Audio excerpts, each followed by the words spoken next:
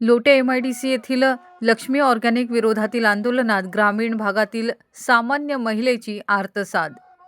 सामान्य महिला केवळ आंदोलनात सहभागी होत नाहीत, तर आंदोलनाचे नेतृत्वही त्या करतात आणि अन्यायाविरुद्ध आवाज उठवण्यासाठी पारंपरिक भूमिका नाकारून त्या कधीकधी रस्त्यावर देखील उतरतात। सोमवारी खेड लोटे एमआयडीसीतील लक्ष्मी ऑर्गॅनिकच्या विरोधात हजारोंच्या संख्येने आलेल्या आंदोलनकारांमध्ये ग्रामीण भागातील महिलांचा देखील मोठा सहभाग होता। कंपनी विरोधातील त्यांची आर्तसाद ही नक्कीच सरकारच्या कानापर्यंत पोहोचेल। आंदोलनकारांमधील एका महिलेने, एक आई म्हणून तिने साथ घातली, फक्त आपल्या मुलाच्या भविष्यासाठी नाही तर भावी पिढीसाठी या महिलेने आवाज उठवलाय। संघटनेशी संबंध नाहीये।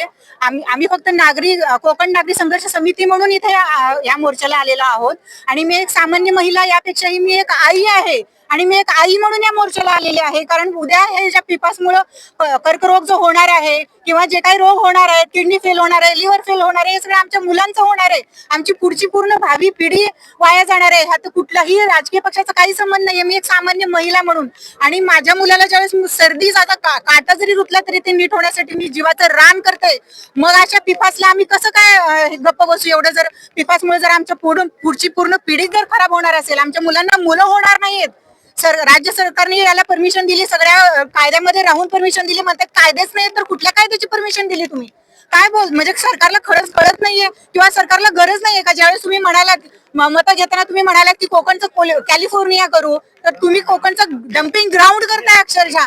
कुठल्याही काही हे न करता काय होणार आहे, कुठल्या केमिकलचा काय परिणाम होणार आहे इथल्या लोकांवरच्या आरोग्यावर, ह्याचा विचार न करता तुम्ही नवे नवे प्रोजेक्ट आणता इथे।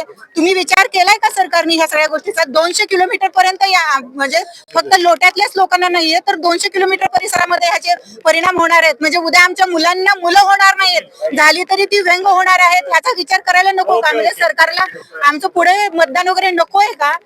लक्ष्मी ऑर्गॅनिक विरोधातील आंदोलनात या महिलेने PFAS या जीवघेण्या केमिकलचा मानवावर किती घातक परिणाम होऊ शकतो याबद्दल सांगून सरकारला मतदान नकोय का असा थेट इशारा देखील दिलाय। ज्योती बिवलकर, दापोली वार्ता।